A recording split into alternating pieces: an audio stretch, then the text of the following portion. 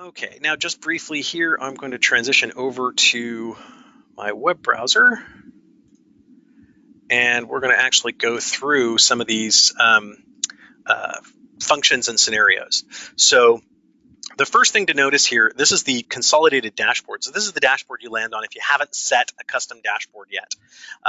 And it's kind of designed as a default dashboard that rolls everything up into it so you can kind of see what's going on. Now, one of the things that is kind of a philosophy at OmniCenter is we want to try to make it so that you can always get to the root of a problem very quickly. So if there's anything here that's not okay, I can click on that, and with one click, I can drill down to see exactly why that alarm is tripped. So I can see here, I've got 2 critical services on this particular system, and the host is actually down. And these problems are not yet acknowledged. So I can acknowledge that problem from here, or I can jump to the dashboard for that device, for example.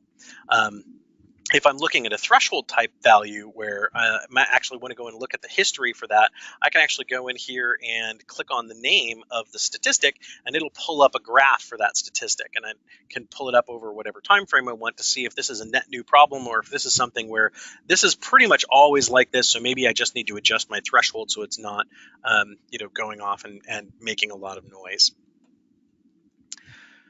The philosophy is that regardless of whether you're looking at this by site or by category or even by application group, with one click, you can drill to here's what's wrong and why that particular alarm is tripped. And you can see, for example, here, I've got all the devices at the site in a maintenance window. So anything going on with him, I don't really have to worry about.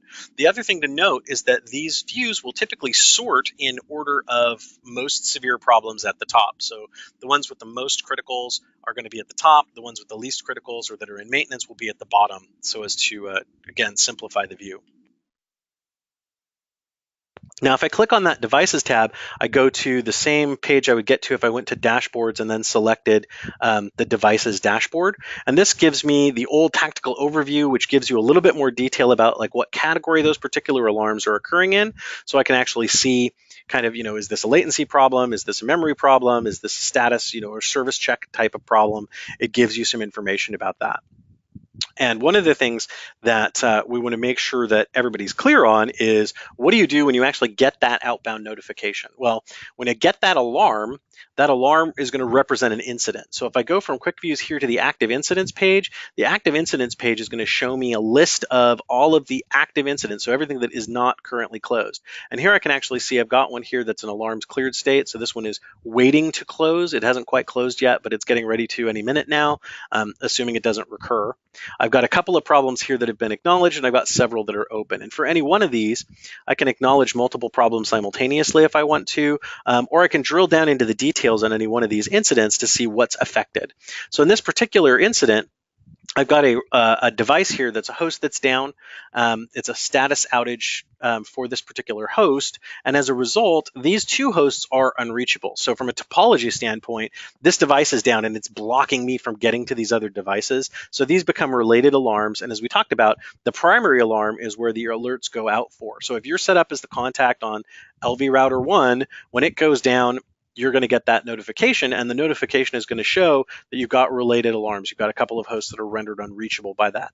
If I expand the state log, you can see exactly when that occurred. And in this case, it looks like it happened pretty recently. So I can go in here and say, who got notified on this? Well, the notification log here says 0, which means nobody got alerted on this particular outage. That's because this is my demonstration system and we don't have it sending out notifications typically. But if you had people configured to get those alarms, you could click on that and it would show you who got alarmed and when they got alerted.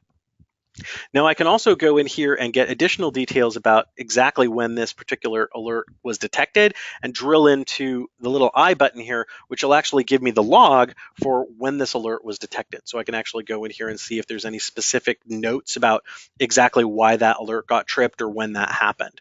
Now in this case where it's a pretty simple, straightforward host outage, there's not going to be a lot of detail here because it's basically we couldn't ping this host. But if it's something like an application failure, I might have details there about we tried to get the web page and it came back with a 403 or it came back with a 404 or 500 or whatever the error code was. So there could be some additional detail about that particular alert. This is the page from which I can acknowledge those problems. So if I want to make sure that everybody who gets this knows that I'm working on it, let's see, carrier opened ticket 1234, and send that out. Now that's going to acknowledge that problem. It acknowledges all the related alarms as well. And anybody who got notified about this is going to get updated on that incident. You can see here how long it took to acknowledge the problem, who did it, and what comments they put in there, how long it's been since it was acknowledged. I can also go in here and de-acknowledge that problem. So if I need to clear this out so that it simply goes back to its old critical state, de-acknowledgement is the function that you would use to do that. So if I want to make sure people start getting notified on this again because whatever the carrier didn't resolve it and it's not back up, I can clear that acknowledgement in, I can put in a reason if I want to, but I don't have to, and then it'll go in and it'll reset that back to that critical state for me.